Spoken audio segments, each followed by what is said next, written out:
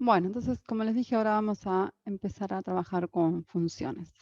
¿Qué son las funciones? Básicamente son scripts enlatados, ¿sí? Es decir, pequeños programas que lo que hacen es automatizar alguna operación.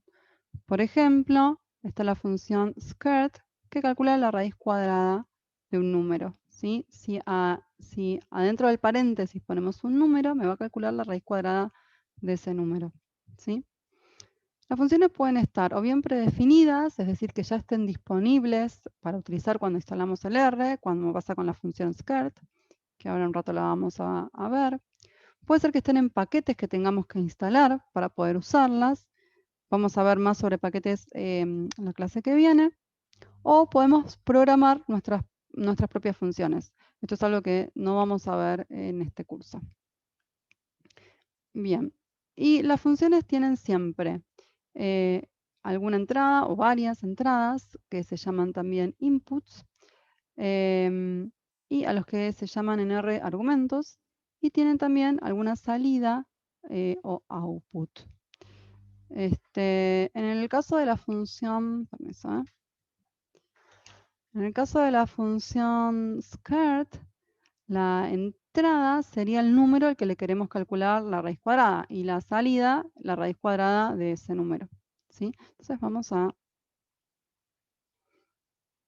al R para ver bien cómo se usa, por ejemplo, la función skirt. Entonces, vamos a hacer acá un pequeño título.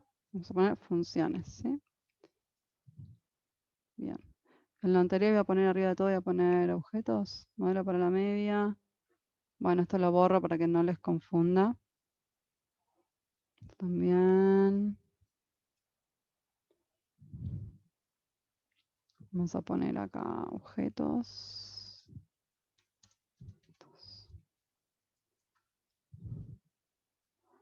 Y acá funciones. Bueno, entonces les decía. Vamos a bajar todo esto para no ver lo anterior. Si queremos calcular, por ejemplo, la raíz cuadrada de 3, si hacemos skirt, entre paréntesis 3, y me calcula la raíz cuadrada de 3. Si queremos hacer, bueno, un número más fácil para estar seguros de que hace lo que queremos, hacemos la raíz cuadrada de 16, que es 4. Está perfecto.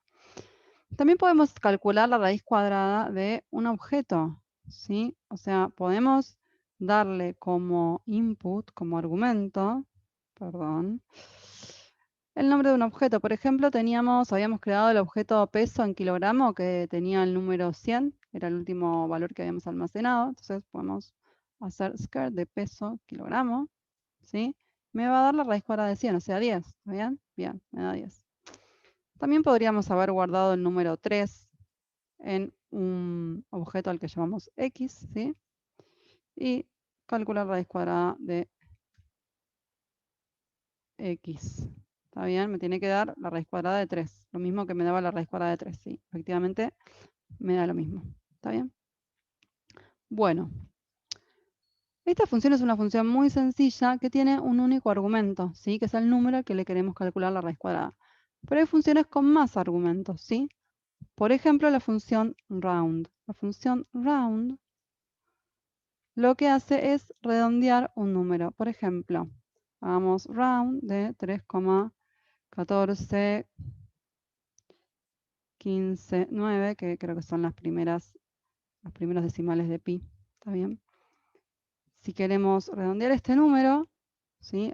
Ejecutamos esta función y nos da el número 3. ¿Está bien? Me redondea la función. Ahora, yo les dije que esta función tenía varios argumentos y sin embargo escribí un solo argumento. ¿Está bien? Y R no tuvo ningún problema.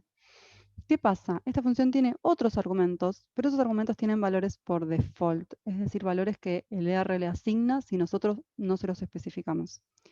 ¿Cuáles son los argumentos que tienen valores por default en round? Es un único argumento y es la cantidad de dígitos con la que redondea, ¿sí? El valor del default es 0. Por eso, si yo no le digo con cuántos dígitos quiero que redondee, me redondea con 0 dígitos, con 0 decimales. Por eso me devuelve el número 3. ¿Sí? Bueno, para corroborar esto que estoy diciendo, vamos a ir al help, el round, y vamos a ver qué me dice. Rounding of numbers. Fíjense que me muestra, acá en description, me aparecen varias funciones que están relacionadas con redondear números. Y acá está round.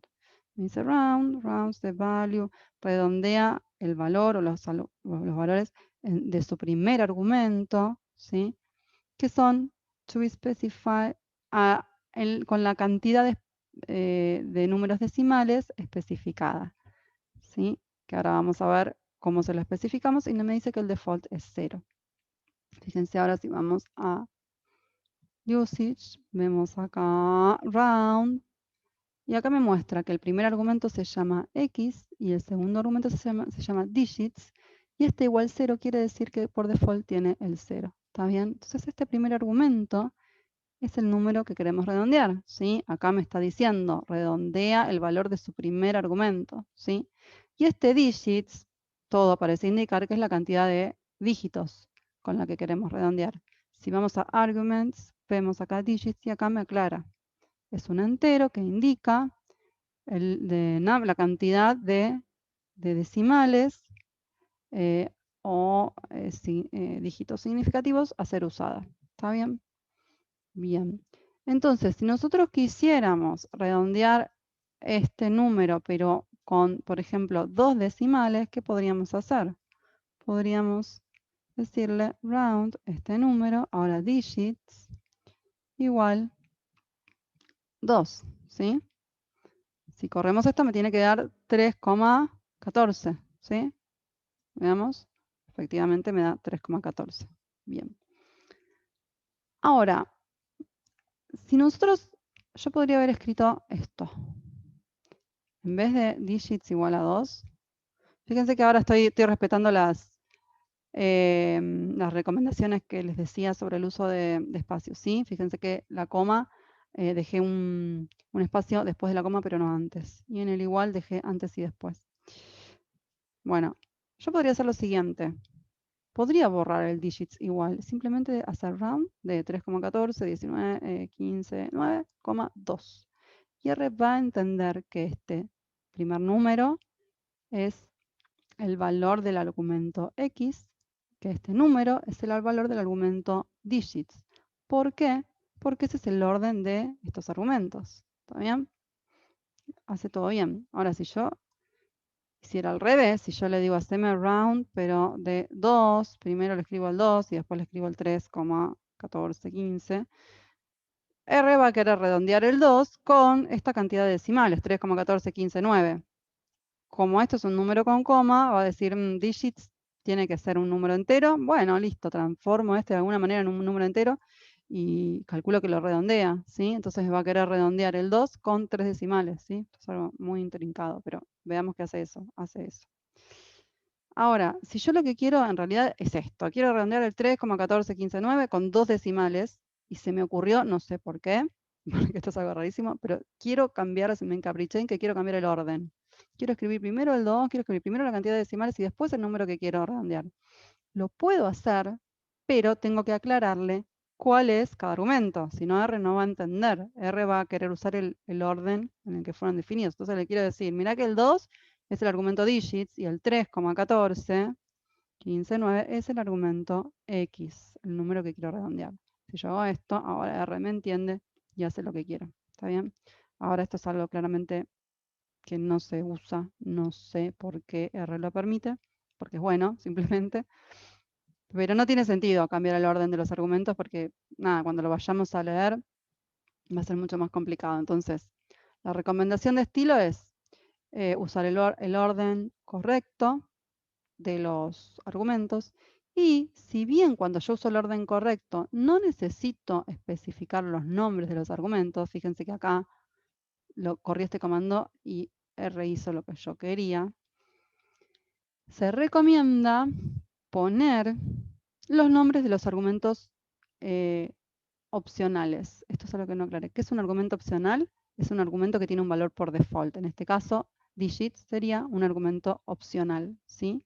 Justamente porque es opcional ponerlo, ¿está bien? Si yo no lo pongo, R algo me va a devolver, ¿está bien? ¿Por qué? Porque tiene un valor por default.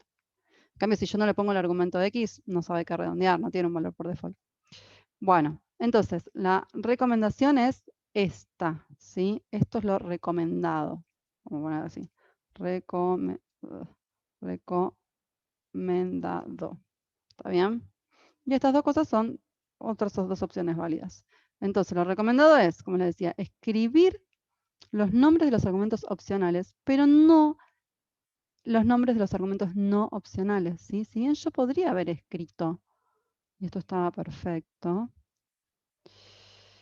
porque ¿por qué pongo el nombre del argumento no opcional? Yo puedo poner también el nombre del argumento no opcional, ¿sí? Puedo escribir round de x igual a 3,1415,9, digits igual a 2, y ahora me lo va a hacer bien, ¿está bien?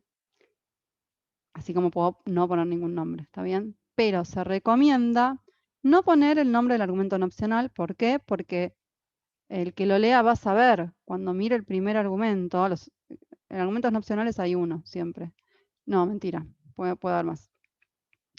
Pero cuando uno lee un código, uno sabe cuáles son los argumentos no opcionales. No hace falta que me digas que este es el X, ¿está bien? Pero los argumentos opcionales muchas veces uno no se los acuerda, muchas veces son muchos y uno no los usa siempre, justamente porque son opcionales. Entonces se recomienda sí poner los nombres de los argumentos opcionales. Entonces lo voy a escribir para que les quede, porque no está en el PowerPoint. Sí está en los resúmenes igual. Se recomienda poner los nombres. Vamos a poner así, únicamente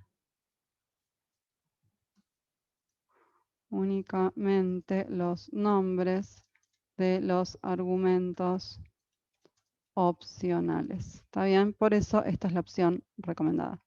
Y todas estas opciones son correctas. Entonces, aunque no recomendadas, todo esto es correcto.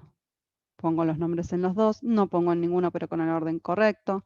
Pongo los nombres en los dos, pero con orden incorrecto. ¿Está bien?